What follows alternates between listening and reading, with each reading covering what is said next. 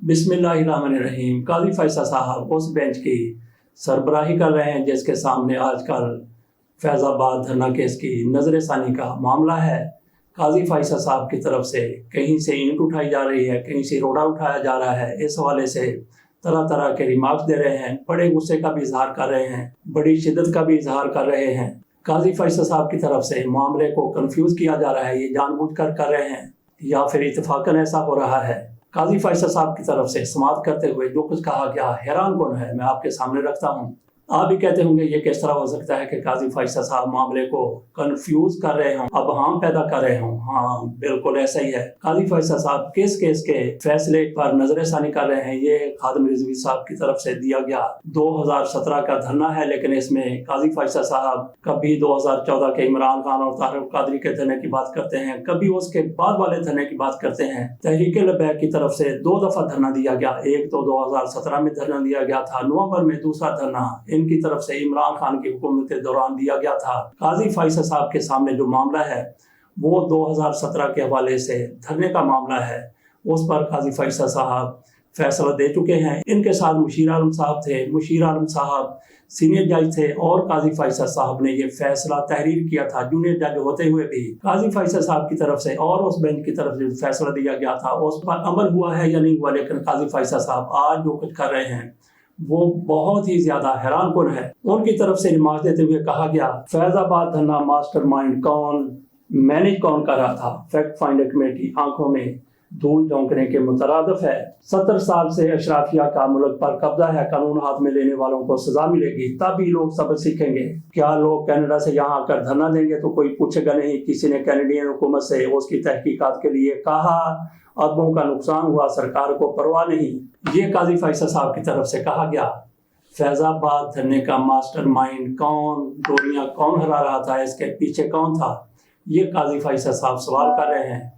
धरना वो क्यों दिया गया था? 2017 में अल्लामा खादिम हुसैन रिजवी की सरबराही में तहरीक लबैक की तरफ से फैजाबाद में धरना क्यों दिया गया था? आपके सामने ये हकायक आएंगे, नाज़रीन आप में से बहुत से उससे आगाह होंगे, लेकिन कुछ लोगों की नजर आज के केस पर है कि काजी फैसल साहब किस तरह से फैज हमीद को कटहरे मिला रहे हैं, फैज हमीद का घेरा तंग कर रहे हैं। बाकी भी कई लोगों की तरफ से ऐसे कहा जा रहा है, मुस्लिम लीग नून वाले, पीपल्स पार्टी वाले और तहरीक इंसाफ वाले भी कह रहे हैं कि ठीक है कि फैज हमीद का अगर घेरा तंग हो रहा है तो उन्होंने ये किया, उन्होंने ये किया, उन्होंने ये किया। नाज़रीन ये बात यहाँ पे याद रखने वाली है कि ये धरना देने वाले और धरने के जो मास्टरमाइंड है, अगर कोई मास्टरमाइंड है, बल्कि मैं तो मानने के लिए तैयार नहीं हूँ कि इस तरह का कोई मास्टरमाइंड था, क्योंकि खत्म नबूवत के हवाले से बात हुई तो उस पर फिर मौलाना खादिम हुसैन रिजवी और उनकी तहरीक लबैक ने तो उठना ही था।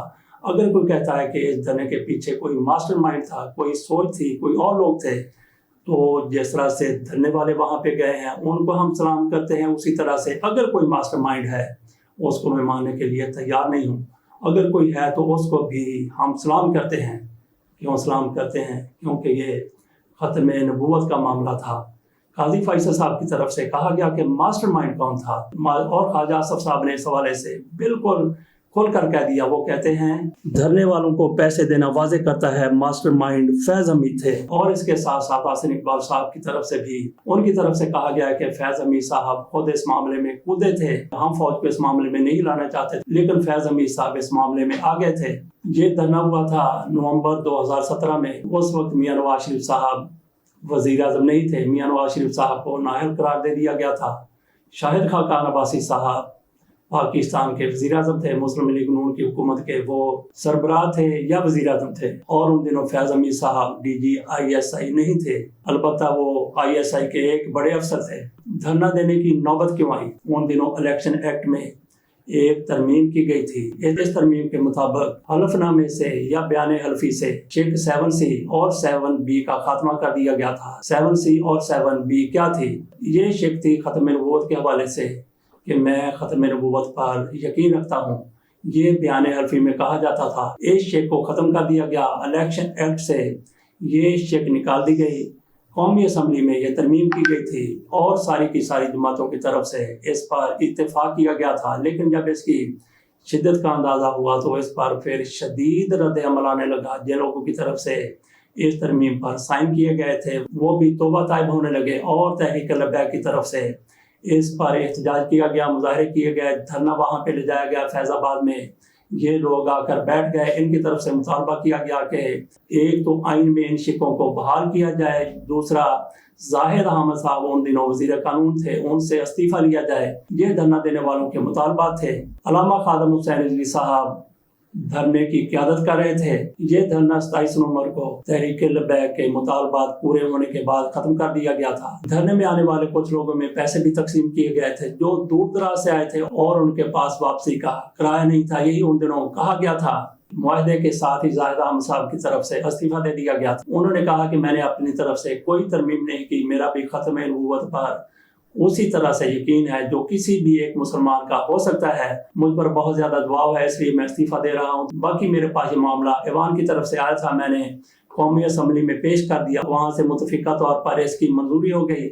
بہرحال زاہد احمد صاحب کی طرف سے استعفیٰ دے دیا گیا. یہی تحریک لبیک کا بہت بڑا مطالبہ تھا. اب آ جاتے ہیں اس معاہدے کی طرف جو حکومت اور تحریک لبیک کے درمیان ہوا. اس معاہدے پر کس کس نے سائن کیے تھے وہ بھی آپ کے سامنے رکھتے ہیں.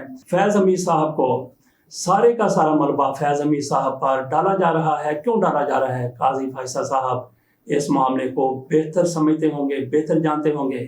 لیکن جن لوگوں نے بھی یہ دھرنا دیا تھا اور جو بھی اس کے ماسٹر مائنڈ ہیں، ہم پہلے اس پر بات کر چکے ہیں، تفصیل سے بات کر چکے ہیں کہ اگر اس کا کوئی ماسٹر مائنڈ ہے تو سب کو پھر ہمیں سلام کرنا چاہیے کہ انہوں نے اتنا بڑا قدم اٹھایا کہ حکومت کو وہ ترمیم واپس لینا پڑی جس کے تحت حلف نامے سے ختم نبوت کی شکیں ختم کر دی گئی تھی. معاہدہ میں آپ کے سامنے رکھتا ہوں. یہ تحریر جاری کی گئی تھی تحریک لبیک کی طرف سے، جس پر بہت سے ذمہ داروں نے سائن کر دیے. علامہ خادم حسین رضوی نے بھی اس پر سائن کیے تھے. باقی کس کس نے سائن کیے پہلے یہ دیکھ لیتے ہیں کہ معاہدے میں لکھا کیا گیا ہے. بسم اللہ الرحمن الرحیم. معاہدہ مابین تحریک لبیک یا رسول اللہ اور حکومت پاکستان. جیسا کہ ہم نے کہا کہ یہ تحریر تحریک لبیک کی طرف سے پیش کی گئی تھی. اس میں مزید کیا لکھا گیا؟ تحریک لبیک یا رسول اللہ جو کہ ایک پرامن جماعت ہے اور کسی قسم کے تشدد اور بد امنی پر یقین نہیں رکھتی. یہ جماعت ختم نبوت اور ختم ناموس رسالت صلی اللہ علیہ وآلہ وسلم میں قانونی رد و بدل کے خلاف اپنا نقطہ نظر لے کر حکومت کے پاس آئی، مگر افسوس کہ اس مقدس کام کا صحیح جواب دینے کی بجائے طاقت کا استعمال کیا گیا. 21 دنوں پر محیط اس کوشش کو اگر بات چیت کے ذریعے حل کرنا ہے تو ہمارے مندرجہ ذیل مطالبات کو پورا کیا جائے. ہم یقین دلاتے ہیں کہ ان شرائط پر اتفاق ہونے پر ہم نہ صرف ختم نبوت دھرنا ختم کریں گے بلکہ ملک بھر میں اپنے ساتھیوں کو پرامن رہنے کو درخواست بھی کریں گے. اس معاہدے کی 6 شکیں ہیں. پہلی کیا ہے، دوسری کیا ہے، تیسری کیا ہے، چوتھی کیا ہے، پانچویں کیا ہے، چھٹی کیا ہے؟ آپ کے سامنے ایک ایک کر کے رکھتے ہیں. چھٹی شک انتہائی زیادہ اہمیت کی حامل ہے. وفاقی وزیر قانون زاہد احمد جن کی وزارت کے ذریعے اس قانون کی ترمیم پیش کی گئی کو فوری اپنے عہدے سے برطرف بریکٹ میں مستعفی لکھا گیا ہے. مستعفی کیا جائے. تحریک لبیک ان کے خلاف کسی قسم کا کوئی فتویٰ جاری نہیں کرے گی. شک نمبر 2. الحمدللہ تحریک لبیک یا رسول اللہ کے مطالبے کے مطابق حکومت پاکستان نے الیکشن ایکٹ 2017 7B اور 7C کو مکمل متن میں اردو حلف نامہ میں شامل کر لیا ہے. جن اقدام کی تحریک لبیک یا رسول اللہ ستائش کرتی ہے، تاہم راجہ ظفر اللہ کی انکوائری رپورٹ 30 دن میں منظر عام پر لائی جائے اور جو اشخاص بھی ذمہ دار قرار پائے گئے ان پر ملکی قانون کے مطابق کارروائی کی جائے. ایکٹ میں ترمیم کے بعد جب معاملہ اٹھا تو ملک بھر میں مظاہرے ہونے لگے، شدید رد عمل سامنے آنے لگا. تو مسلم لیگ نون کی طرف سے ایک کمیٹی قائم کی گئی راجہ ظفر اللہ کی سرکردگی میں، جس نے یہ تعین کرنا تھا کہ آخر کار اس کے ذمہ دار کون ہے، کس طرح سے یہ ترمیم پیش کی گئی، کن لوگوں نے اس پر کام کیا، اصل میں کس کی ذمہ داری ہے. راجہ ظفر اللہ کی سربراہی میں کمیٹی قائم کی گئی تھی. تو اس شکل میں یہی کہا گیا کہ کمیٹی کی رپورٹ سامنے لائی جائے، لیکن اس کمیٹی کی کبھی آفیشیل رپورٹ سامنے نہیں آئی. آپ آگے چلتے ہیں اگلی شک کی طرف. شک نمبر 3. 6 نومبر 2017 سے دھرنا کے اختتام پذیر ہونے تک ہمارے جتنے بھی अफराद मुल्क भर में गिरफ्तार किए गए 1 से 3 तक की ज़ाब्ता की कार्रवाई के मुताबिक रिहा कर दिए जाएंगे और उन पर दर्ज किए गए मुकदमात और नजरबंदियां खत्म कर दी जाएंगी। शेक नंबर 4 25 नवंबर 2017 को होने वाले हुकूमती एक्शन के खिलाफ तहरीक लब्बैक या रसूलुल्लाह को एतमाद में लेकर एक इंक्वायरी बोर्ड तश्कील दिया जाए जो तमाम मामलात की छानबीन करके हुकूमत और इंतजामिया जिम्मेदारान के खिलाफ कार्रवाई का तयन करे और 30 रोज के अंदर इंक्वायरी मुकम्मल करके जिम्मेदारान के खिलाफ कार्रवाई का आगाज करे। शेक नंबर 5 में कहा गया 6 नवंबर 2017 से धरने के इख्तिताम तक जो सरकारी और गैर सरकारी अमलाक को नुकसान हुआ उसका तयन करके अजाला वफाकी और सूबाई हुकूमत करेगी। शेक नंबर 6 हुकूमत पंजाब से मुतल्लक जिन निकात पर इत्तेफाक हो चुका उन पर मिन व अन अमल किया जाएगा। 7 निकात लगा दिए गए, ये लिखा हुआ है। हमने कहा था कि शेक नंबर 6 इंतहाई अहमियत की हामिल है। शेक के अगले हिस्से की तरफ चलते हैं जिससे इस शेक की अहमियत का इजहार होता है।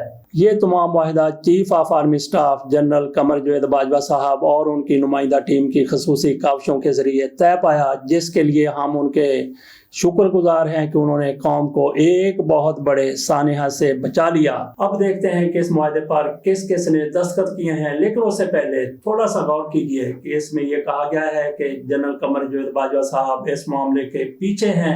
उनकी और उनकी टीम की काविशों से ये मुआहदा तकमील पजीर हो रहा है। अब आ जाते हैं इस मुआहदे पर किस किस ने साइन किए। सबसे पहले साइन है वफाकी वजीर दाखिला जनाब आसन इकबाल साहब के। उसके बाद साइन है सेक्रेटरी दाखिला अरशद मिर्जा साहब के। ये दूसरे फरीक की तरफ से पहले साइन थे खादम हुसैन रिजवी साहब के। इसी फरीक के दूसरे साइन करने वाले हैं पीर मोहम्मद अफजल कादरी साहब सरपरस्त आला तहरीक लब्बैक, जबकि अलामा खादम हुसैन रिजवी साहब के नाम के सामने लिखा है मरकजी अमीर। और तीसरे साइन करने वाले हैं तहरीक लब्बैक की तरफ से मोहम्मद वहीद नूर मरकजी नाज़िम आला। और सबसे नीचे साइन किए गए हैं मेजर जनरल फैज अमीर साहब के। और ऊपर लिखा गया है कि ये मुआहदा इनकी वसातत से हुआ है। नाज़रीन, हमने कोशिश किया कि आपके सामने इस मामले को बिल्कुल खोल कर रख दिया जाए। काजी फैसल साहब इस मामले में किस तरह से इमरान खान का और ताहिरुल कादरी का धरना ले आते हैं। ताहिरुल कादरी पर खुसूसी तौर पर काजी फैसल साहब बार बार उनका नाम लेकर तनकीद करते हैं कि किस तरह से एक शहरी कनाडा से आता है, पाकिस्तान में आकर इस तरह करता है, पाकिस्तान में आकर उस तरह करता है। हालांकि प्योरली खालिस्तान ये मामला है तहरीक लब्बैक के उस धरने का जो 2017 में दिया गया था। खत्म नबूवत के हवाले से यह धरना था, तो खत्म नबूवत के इस मुसलमान के ईमान का हिस्सा नहीं है। तो वो लोग थोड़ा सा एहसास करें, हम सख्त अल्फाज इस्तेमाल नहीं करते। जो आजकल महज जनरल फैज हमीद से मुकासमत की वजह से ना सिर्फ ये है कि काजी फैसल की हमायत कर रहे हैं, बल्कि वो तहरीक लब्बैक की काज की मुखालफत भी कर रहे हैं। इसके साथ इजाज़त दीजिए। अल्लाह हाफ़िज़।